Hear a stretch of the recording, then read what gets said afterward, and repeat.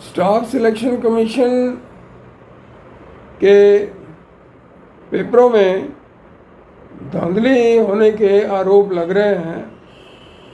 सवाल यह है कि परीक्षाओं में धांधली होती क्यों है। मैं दिल्ली यूनिवर्सिटी के कॉलेज में 43 साल पढ़ाता रहा हूँ और मैंने देखा कि बच्चे नकल मारते हैं। जो बाहर से आते हैं बच्चे, ख़ास तौर यूपी बिहार से, वो तो ऐसे लगता है जैसे कि उनको ट्रेनिंग दी जाती है, नकल कैसे मारी जाती है। टीवी में हम कई बार देखते हैं कि लोग अपने बच्चों को पास करवाने के लिए बड़ी बड़ी ऊंची ऊंची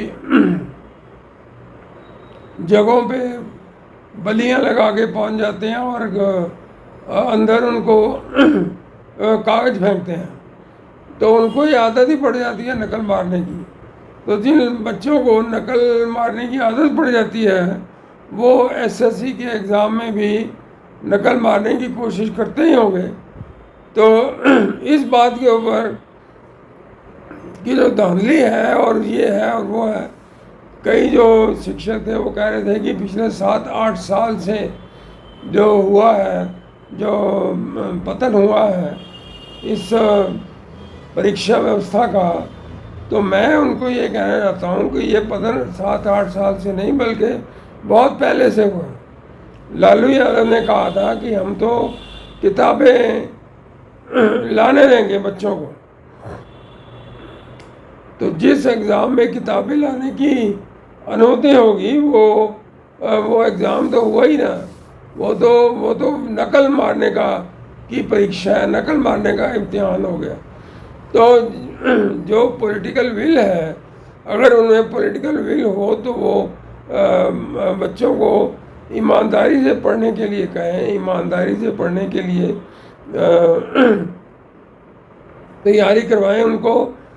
कई बच्चे तो मोबाइल फ़ोन में ले आते थे अपना मटेरियल, कोई कपड़ों में लिख के लाते थे, कोई हाथ में लिख के लाते थे, और लड़कियां तो कई बार छुपा के लाती थी जो मटेरियल लाती थी अपने अपने वस्त्रों में। तो इस तरह से एक इन्विजिलेटर को पकड़ना भी मुश्किल हो जाता है।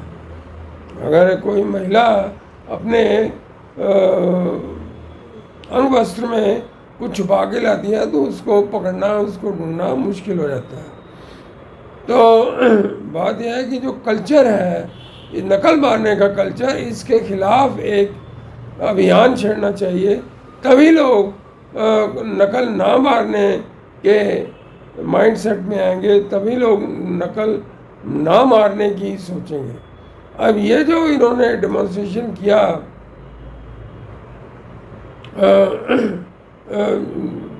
नई दिल्ली में, तो इस डेमोन्स्ट्रेशन का कोई औचित्य था नहीं, क्योंकि नकल तो वहीं से मतलब मारी जाती है। मैं ओएसडी था, ऑफिसर ऑन स्पेशल ड्यूटी, तो एक जगह पे, तो उस जगह पे जो एग्ज़ाम चल रहा था उसमें जो पानी वाली थी, पानी पिलाने वाली जो महिला थी, वही बच्चों से पूछ रही थी कि 1 नंबर लाऊं या 2 नंबर लाऊं, 3 नंबर लाऊं या 4 नंबर लाऊं। मतलब वो 1 नंबर का जवाब लाऊं या 2 नंबर प्रश्न का जवाब लाऊं, 3 नंबर का लाऊं या 4 का लाऊं, इस तरह से वो पूछ रही थी। और मुझे शक हुआ तो मैं उसको देखता रहा। फिर जैसे ही वो घूमी वो एकदम घबरा गई कि ये क्या हो, मतलब ऐसे। उसके बाद मुझे जो है ना कभी बुलाया नहीं गया ओएसडी बनने के लिए। जो व्यवस्था है वो ऐसी है कि जो भी सख्ती करने की कोशिश करता है उसको चुपचाप ही निकाल देते हैं। और एक दूसरी जगह रजौरी गार्डन में भी मैं बना था ओएसडी, वहाँ भी यही था। वहाँ भी मुझे कह दिया गया कि ये आप जाओ साइन करके और घूम फिर आओ, मार्केट में घूम फिर आओ, बहुत अच्छी मार्केट है, दूसरे लोग तो ऐसे ही करते हैं। मैंने कहा जी मैं नहीं जाऊँगा, मैं अपनी ड्यूटी पूरी करूँगा। तो मैं वहीं घूमता रहा, मुझे बैठने के लिए कुर्सी भी नहीं दी गई।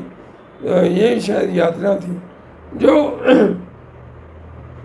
नेशनल ओपन स्कूल है, उसमें भी बहुत इसी तरह की धांधली होती है।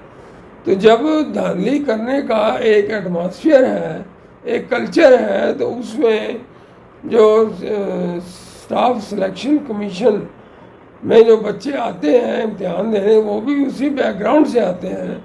तो इसीलिए इसको रोकना बहुत मुश्किल है। यदि सरकार नकल को रोकना चाहती है तो बच्चों को शुरू से ही, पहली क्लास से ही उनको सिखाए कि नकल नहीं मारनी चाहिए, और नकल मारेंगे तो फिर उनको दंड भुगतना पड़ेगा। धन्यवाद।